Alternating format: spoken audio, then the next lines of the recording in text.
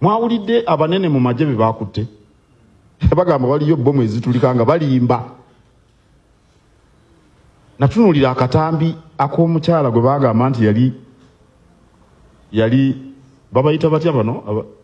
babayita batya bano abetulisiza abutujju. Omukyala bamuyita mutujju ku lunaku lw'abajulizi. Akatambi mwakalabako. Nze simanyi byakwerinda nenda nakatunulira ne kansobera. Oba oli wategedde nti mutujju lwaki omulinda okutula ku pikipiki? Mukwatira awo otegeredde. Ate omulinde otya? Alinye pikipiki. Nti kalinye pikipiki mutulise. Lwaki tomukwata n'omuggyako obujulizi? Ate namutulisa. Nze nga ataliwo byakwerinda byansobera. Temwabiwulidde nguzi. Ye Katikkiro wa Buganda Charles Peter Mayiga ebigambo byo biwulidde leero avuddemu omwasi. Oluusi asirika naye oluusi n'ava. Jjukira luli baamuwoninga ne bamugamba nti munnange totankuula ntalo z'otaasobole. Ani gwe njogerako? Omukulu. N'akakkanamu kaawo naye leero kyayogedde twalaba amawulire gavaayo ne gabyogerako so naye abadde avaayo alina okuvaayo okubanga akyogerako ate ye omukyala amanyiddwa nga Nakandi ono nga y'omu ku abo ababadde beegwanyiza ekya Women Member of Parliament Kampala era ng'abadde y'omu ku abo ayagala kaadi ya NUP akivuddemu alina ensonga ze lwaki era zizino wamanga. Day of September 2025, I've had to withdraw my expression of interest to hold the NUP flag in the upcoming general election. This decision is uncomfortable, it is painful, it is undesirable, but it is necessary. After having witnessed the events that unfolded in the process of issuing flags to candidates of local governments, positions of LC3 and LC5 councillors, it is only imperative that we recognize the loopholes in this system and not wait to benefit from them. It would be hypocritical of us if we know these things, if loopholes, we know these irregularities in our system and we wait to benefit from them. That's why today I've decided to withdraw my interest in the NUP flag for the position of woman. Ono wagambidde nti agenda kubanga alangirira ekiddako tetumanyi oba kiki ekiddako oba joininga party ndala oba janga independent awo tetumanyi naye era baali bamukuba mudde ebituli. Nze naawe saagala genda yeye nnyo sina kyemanyi nnyo naye baali bamukuba mudde ebituli nga bagamba nti ono omuntu ono wa Anita Among bamulinamu omukono. Naye nga ekyo kyekiriwo era kyekitambula ye amaze dde okuba nga ava mu lwokwano. Byonna byonna nga bigenda mu maaso abaana bali mu kweswanta. Ono agambye nti mukirabye ekigenda mu maaso eri Nepal nti mukirabye bagambye bannange nalabye minisita ng'abadde Minister of Finance nga bamutwala akaguddeyo nga bamukuba amayinja naddukira mu mwala abaana nga bamugoberera nga bamusuna neŋŋamba wabula ebintu by'ensi eno bitumalira mu bwereere. Kaakati ono agambye nti mubalabye abeeyo bo bafunye omukisa ne bagenderako mu helikopita nti bano abaffe. Si bigambo byange. Bano nno bo bafunye omukisa ne bagendera mu helikopita nkiddamu. President wa Nepal ne first family ye yonna efunye omukisa nescapingibwa ne bagiddusiza mu helikopita. Naye ensaasidde government yamunya mu nsiko. Olunaku lugenda kera ku makya nga ne helikopita teriiwo. Olunaku lugenda kera ku makya nga mulina kuddukira ku nte. Siryoka zibayisaawo ku White House ziu ku ssaawa y'ekatwe ziu musalemu wali eri ekigende Masaka ziu mwolekere embalala nga muli ku nte. Anti mwatugambye ente z'amaanyi okusinga abantu. Olunaku lugenda kera ku makya government yamunya mu nsiko nga mutudde ku nte ze zibatwala emisinde. Tusobola bannansi b'e Nepal bagambye ekimala kimala. Olaba aba Nepal abampi abakoma ku ttaka we bati beesuddemu akanaggulu ne gamba ekimala kimala. Tukoyo obwavu, tukoyo okuttibwa, tukoyo okubanga tusula bubi, tukoyo okubanga abaana baffe tebasoma, tukoyo injustice, corruption. Bamututte nga talinnya ku ttaka. Just weekend Government ebadde mazeko emyaka egisuka mu 3 egudde fe tuli awo bajja tukuba amasasi ate bweyogera bakukwata ate tuli awo tulina abasajja abawagufu n'abakazi abawagufu abakomeeri tukyali mu kuzannya naalo naku lugenda keera ku maca ngenne palo we lwakedde buke bulungi nnyo government ya Munyamunsiko I swear option nga gye muyina eryaji kuddukira ku gundi kunte ngente zisobola bawonya tubalengere nga mukkirirawe kuweroka mu Masaka awo nga mutaddeko emisinde ku ntengazi emikira giri waggulu bwegiti nga mulyoko vaayo asigala talaama bantu mwe mutuyisiza bubi naona kulugenda kera ku macia government ya Munyamunsiko ne banno akabinja kamenga we muli wallahi nga nammwe emisinde gye mutwalako nga temumanyi kibagoba nga abantu bakaye ng'ekimala mumugenda nga mukyazanyira ku bannayuganda mwemusaaga tuvuddeko munnange ono n'agamba nti mwami Museveni we are ready tetwagala tukutegeeze nti we are ready tetulina kyetutidde mwami Museveni we are ready tujja kuba ba mirembe bwona aba wa mirembe naye bwona agaana okuba ow'emirembe nkukakasa bannayuganda tebajja kubeera na kisa kyendishuwa ku kyo tutogenda kututta tumalawo ekyo kyo ndishuwa ku kyo Katonda we yaleeta amataba ebiseera ebyo ye yasobola okukikola naye gwe oli muntu ate era Katonda amataba we gaggwa yagamba taliddamu kuzikiriza nsi kati gwe Uganda tosobola gizikiriza kubanga namba abakuumaddembe bakwata mmundu batono nnyo ku miliyoni z'abaana Uganda ne bwe tubeera mu kibuga tosobola kutta abantu 2 ng'okutte emundu emu abantu ba mu West abantu bakasese na Munonga abakasese mukalebo musheki yabakozi akabocheza palace yanyu yabiyaho kabaka wanyu kumara emyaka 7 okwenukuzogana kwa kikaki yayita abantu babire batine wadde na mundu yasitule nyonyi yabosya kama nyentumulaye birwe ninga kansubire nti temwerabira ku kintu ekyo kyabatuukako abekasese minzo kuba temumanyi Lunyanko naye kansubira Oluganda mulumanyi nti ku kye babatuusaako okusiba kabaka wamwe emyaka 7 nga talinnya mu kitundu kye okubattira abantu nga babatta mu ngeri eringa egamba nti batta muyeekera ekyo kibalaga omwami oyo kyasobola okukola omukisa mulinagu protest vote 226 nyena nkumulabe numuza box okulonda okuteera kalulu olundane obutali bumativu ningashi olundane abaana bawa bashitami batakushoma omurwiro woyino mukatine mbazi enguuto ezirimu ebyina ezirimbi ezimazireho empiira y'emotoka yanyu n'okuhenda abantu na accidents olundane ebyo byona kola home box otikinge umbrella otikinge Kyagulanyi abo kuba waterera Kyagulanyi akaruru noza kuba waterera amashomero marungi agina bizimbe birungi agarimu abashomesa kandi abashashwirwe gi noza kuba waterirwa rurungi ito witumara twine health center bitukanaza kandi andikira ya Bushenye lya district waikayo n'urukwase nako koka waterera Kyagulanyi no kuba waterera amarwaro marungi enguuto nungi amashomero marungi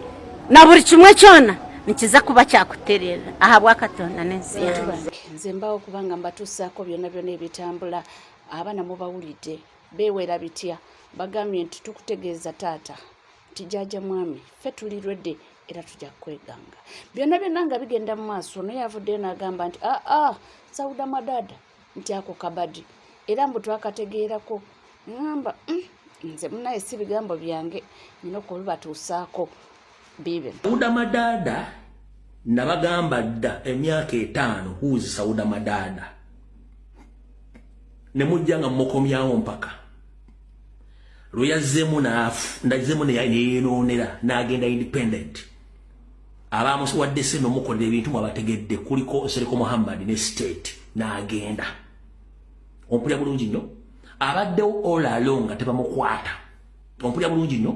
abaddewo all along nga tebamukwata kati era abadde akola ebintu nga tolaya musunguwa bamaze kwata bakomuledi baffe bonna okuli ne deputy spokesperson mbone bamukutta agenda Kenya amaze okuwandiisa eyewandiisiza omukutte mbu agenda Kenya mudde bamukomye bamutadde ku fayiro yeemu ne ba Eddie Mutwe ne Waiso Mufumbira naye njala kugamba eyo bagiyita tactical switch back in play bamusindise bamukomezaawo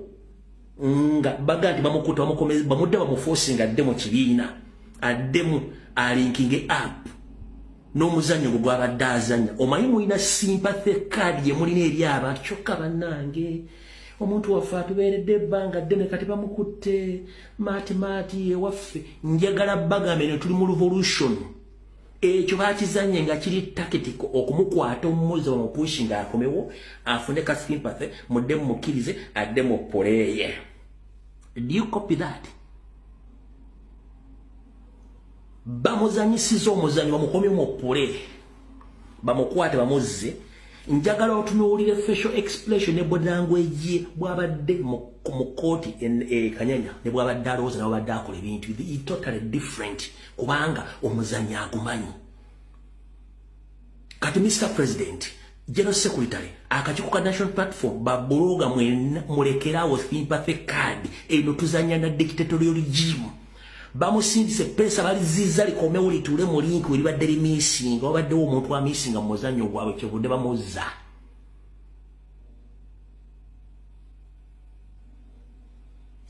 Ayagala okuwakana munaatandika okukongoka ng'ebiyenyo munaamanya ogwange ngukoze mbatege mulina ka sympathy card abannange muntu waffe nyoko akubeereddewo ddi. Okale akatambi mukawulidde si bigambo byange mwandigambye ensala omugambo naye nga byo weebityo ebintu mbu yali abagambako emyaka 5 emabega naye mbone mubitwala byakusaaga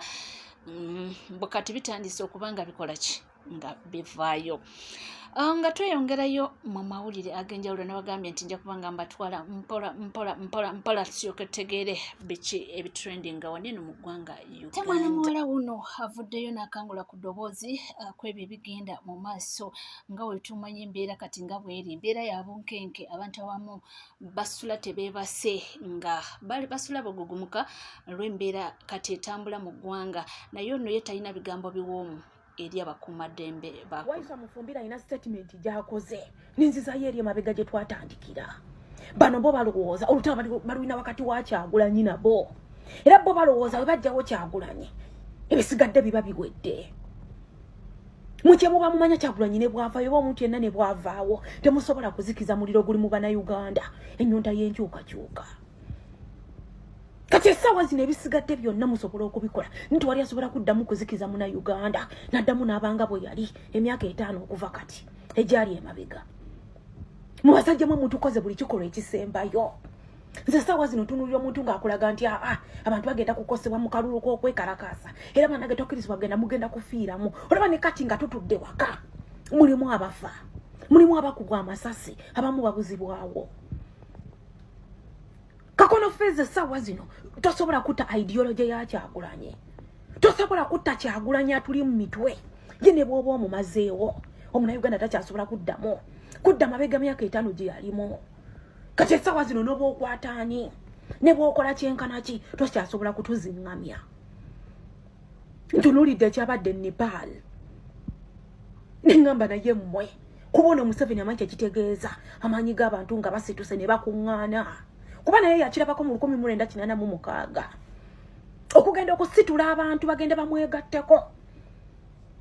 Yasooka kugenda nga batirimbula abantu kiro najjayo emisana n'abalaga sympathy ne basituka yamanyi kyekitegeeza era bw'otunuuli nga kugamba ko tekagenda kujja kwa Museveni okwekalakasa kugenda kutta abantu. Olaba Abanepaal bo abalina omusaayi omweru guno abasinga okutinda balina bibraila basituka kati olwofa Abafirika olwofa abaddugavu Museveni otyanya abantu nga basituse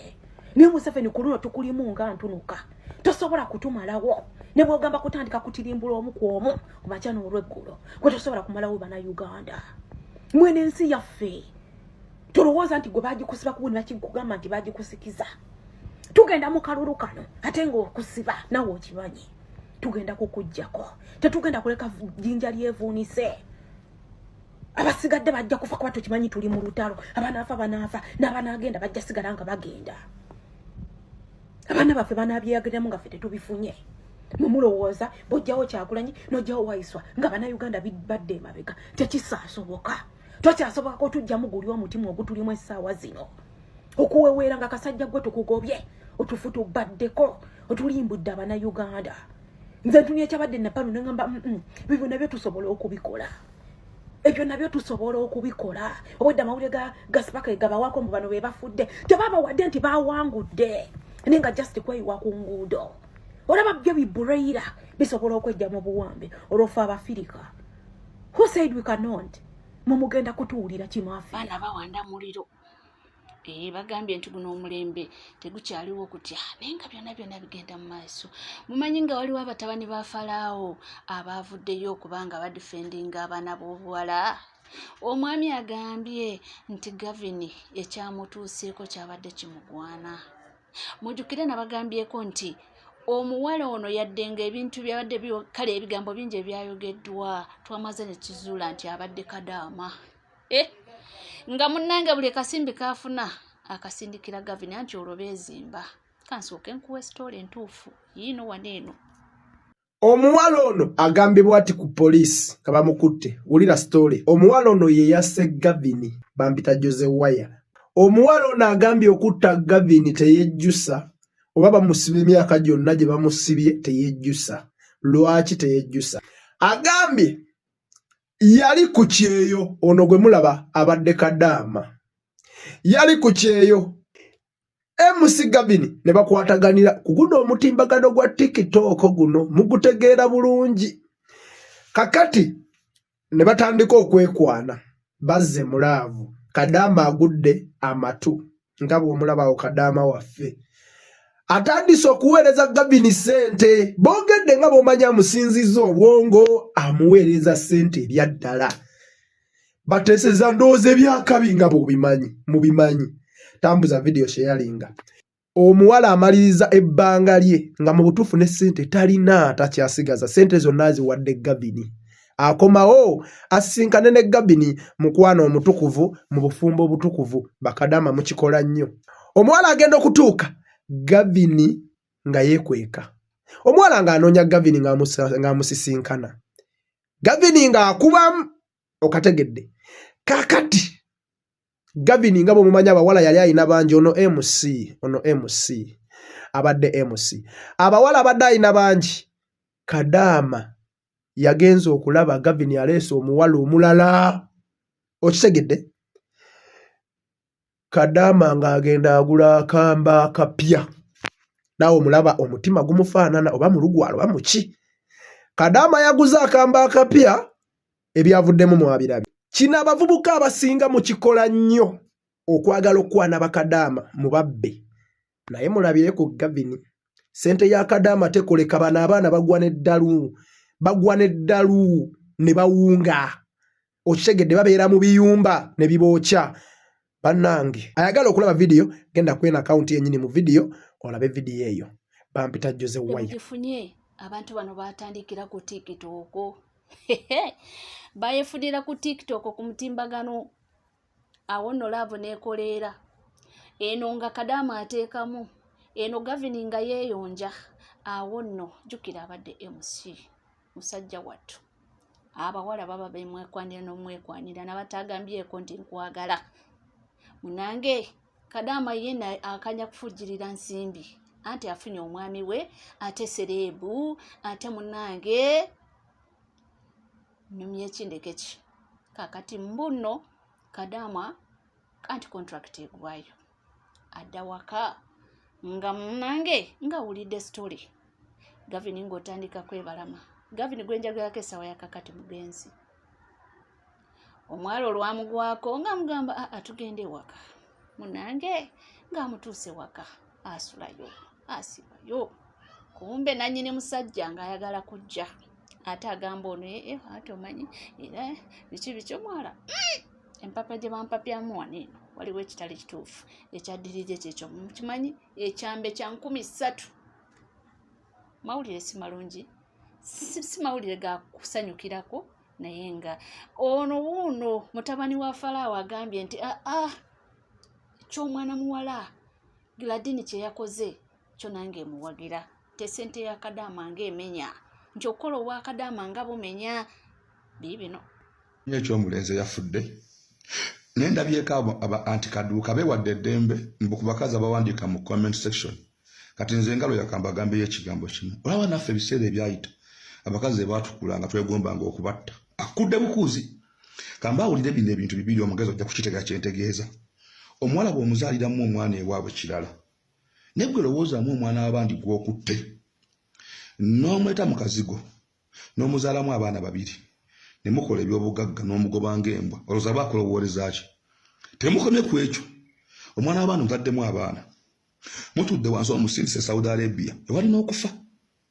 bw'asindika obusente bw'obulya naye mwe tukkiriziganye muve mu simpasi z'ekisiru gwe kyolowooza oyo omuwala akulowooleza ki wamusindika Saudi mu mbeera embi mu ndya embi oli Uganda owasa abaana abandi mubalekenga toteeka mwana w'abandi wuwo nga tonna kyogenda mukolera muleke olaba nze nagamba ku mwana owange tosobola musajja we kola trina n'oba naye ne mukola ebintu n'omugoba ng'embwa mpozi nga omuzaalidemu ku lujja ewange ne Kamala ajja n'abeera ewo myaka 3 5 iza kujja wange tonna kyomuwadde enfuufu efumuuka kati lowoozamu bano abaana abagenda e Saudi ne bakola mubaleke bawandike kye baagala balina payini ku mutima empitirivu sajja bakoze ebintu buli kyabuse ndabye obukazikazi bulonda sempathy komaanira muli basiru omutidde ebiseera omutidde ebiro omubbidde obusente woza akulowooleza ki kufa death sentence death okufa sikiwagira naye golowooza yakulowooleza ki kufa mubiwulidde oyo nno omwami nga waakumeka oba ng'avaayo asapootinga omuwala bavaayo nga basapootinga mbu omuwala kye yakoze ngo kituufu mbuomuntu takuteekamu sente ze n'ozibalaatiramu webali kubanga wekomidde ku mukutu ate weerabira kubanga osubscribinga ringinga that notification bell sharinga likinga ebisigadde nkomawo nabyo tovaawo